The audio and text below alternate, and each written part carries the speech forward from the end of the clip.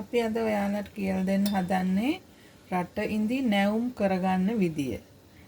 නැවුම් කියන්නේ සමහර වෙලාවට අපි කඩෙන් ගන්න රට ඉඳි වියලි එකට ඇලිලා තියෙනවා. ඊට පස්සේ නිකන් දූවිලි වගේ වැදිලා තියෙනවා. වැලි තියෙන ඒවාත් තියෙනවා. ඒ හින්දා අපි රට ඉඳි කන්නත් ඕනි.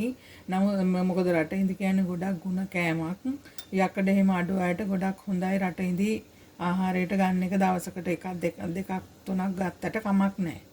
ඒ නිසා අපි රටින්දි අපි නිතරම රටින්දි ආහාරයට ගන්නවා දවසකට දෙක තුනක් තමයි කන්නේ ගොඩක් නෙමෙයි. ඊළඟට අපි මේ කන හැටි තමයි අද ඔයාලට කියලා දෙන්නේ. දැන් මේ වගේ රටින්දි සමහරක් වෙලාවට ගෙනාව මේ වියලි හොඳ ඩ්‍රයි වෙලා තියෙන්නේ. එතකොට මේක අපව නැවුම් කරගන්නේ කොහොමද කියලා තමයි අද අපි කියලා දෙන්න හදන්නේ. මම කරන්නේ මේ ටික ඉස්සෙල්ලාම හොඳට හොද ගන්නවා රටින්දි. අපි සාමාන්‍යයෙන් දවසකට කන්නේ 4ක් විතර. මම ඒ ටික තමයි ඔයාලට හදලා පෙන්නන්නේ. දැන් මේකට වතුර ටිකක් දාලා හොඳට හොද ගන්න ඕනේ.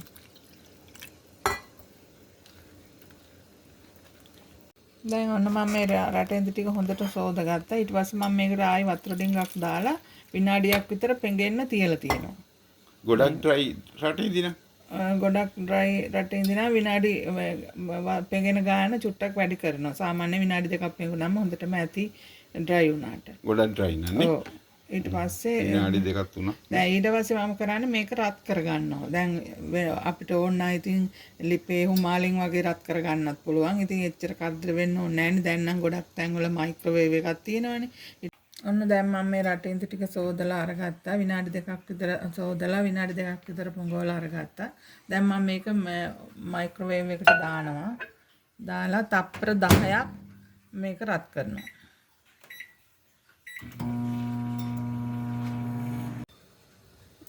ඔන්න දැන් මේක රත් කරලා ගත්තා. මේ බලන්නකෝ දැන් හොඳටම සොෆ්ට් වෙලා තියෙනවා. අර වියලි ගතිය නෑ අලුත් රටින්දි වගේ.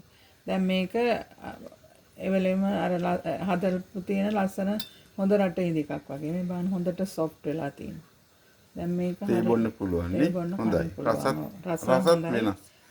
ගොඩාක් දැම්මොත් එහෙම කර වෙනවා.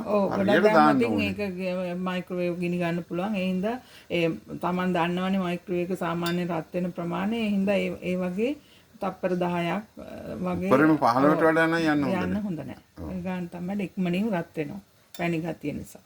හරි. thank you. සුබ දවසක්.